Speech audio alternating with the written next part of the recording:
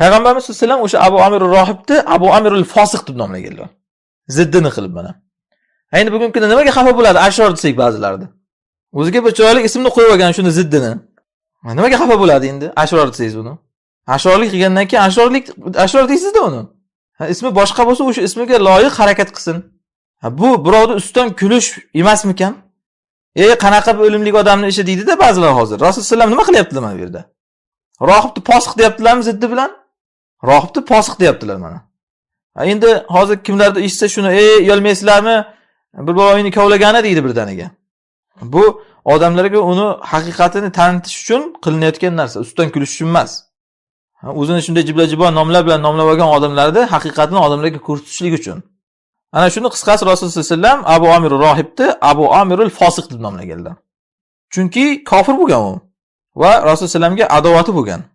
Hatto adovati shu darajaga yetganki, Makka ga ketib o'rgan, haliga Badrdan keyin.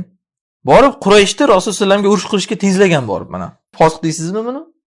Shunday bugungi kunda ham kofirlarga borib olib, murtadlarning ichida turib olib, tog'utlarning safida ularning askarlarining ichida turib olib, mujohidlarga qarshi gapirayotgan va u tog'utlarni mujohidga tenglashtirayotgan odamni ashror deysizmi endi? Kufr safida xizmat qilgan odamni. Mana Rasululloh sollallohu alayhi vasallam ham Qurayshni musulmonlarga qarshi gijikliklaganligi uchun uni Abu Amirul Fosiq deb nomlaganlar. Quraysh qisqasi ana shu jamoatlarni jamlagan va armiyasini to'dalagan. U ana shu askarlar bilan birinchi safda kelgan qarang, shu darajada nafratidan. Qurayshni birinchi safida turibdi.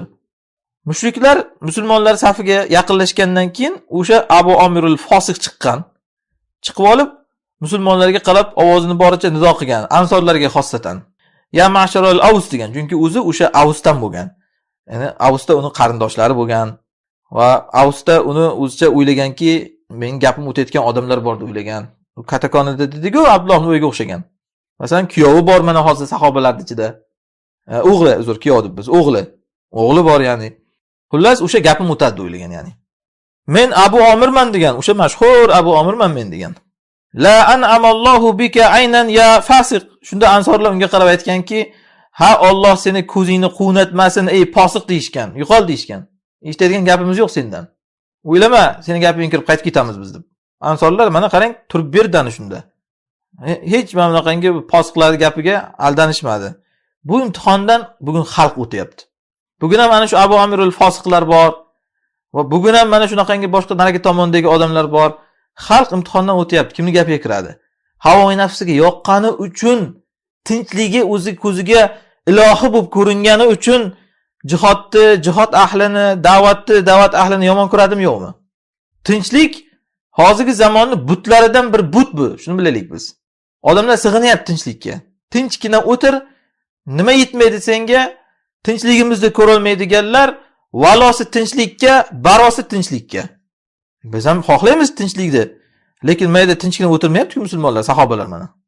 Abu Amir ham kelib shunday deyapti-ku, tinchgina o'tiraylik, ey qavm deyapti. Abu Amirul Fosiq kelib. Qo'yinglar, nima kerak urushib deyapti. Lekin sahobalar yo'q, urushamiz deyaptimi? Bor yo'qol, Alloh ko'zingni quvnatmasin. Bor yo'qol deyapti ansorlar. Ularni javobini eshitgandan keyin bu Abu Amir rohib yoki o'sha fosiq aytganki, laqad asaba qawmi ba'di sharrun. Mendan keyin qavmimga yomonlik yetibdi degan. Ya'ni bular buzilibdi, aynibdi bular degan. Bular aynibdi, men gapim kirmay qo'yibdi bular degan. Mana ikkinchi urinishdan befoyda bo'ldi demak Qurayshniki. So'ngra ansorlarga qarshi, musulmonlarga qarshi qattiq urushgan, toshlar otib. Qarang, shu darajada nafrati bor. Bo'lmasa o'zini qavmi, o'zini urg'aymog'i o'zi aytayapti. Menman o'sha Abu Amir deyapti. Lekin qayerdagi Qurayshga borib olgan, o'shalarning safida kelib, o'zini qavmiga qarshi urushyapti. Shuning uchun ham aytdik-ku, va tasdig'ini topdi, shuni bilib oling. Bundan 1 yil avval qancha avval aytdik. Bu butiga sig'inadigan, uni bugungi kundagi nevara shogirdlari, butiga sig'inadigan uni nevara shogirdlari. Agar ertaga biror janjal bo'lib ketsa biz tomonlarda ana shu xalqni otishga askarlarga fatvo beradi. Tasdig'ini topdimi bugun? Chunki bobosi buti shunday qilgan bo'lardi. Tasdig'ini topdimi? Mana kirib, sizlar mujohidsizlar deyaptimi askarga? Sizlar shahid bo'lasizlar, o'lsanglar deyaptimi?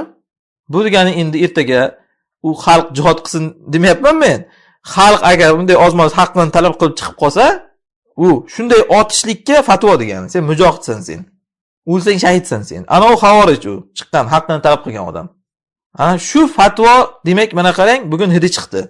Bu insonning ichidagi ana shu bir toifaga nafrat shu darajaga olib borar ekan.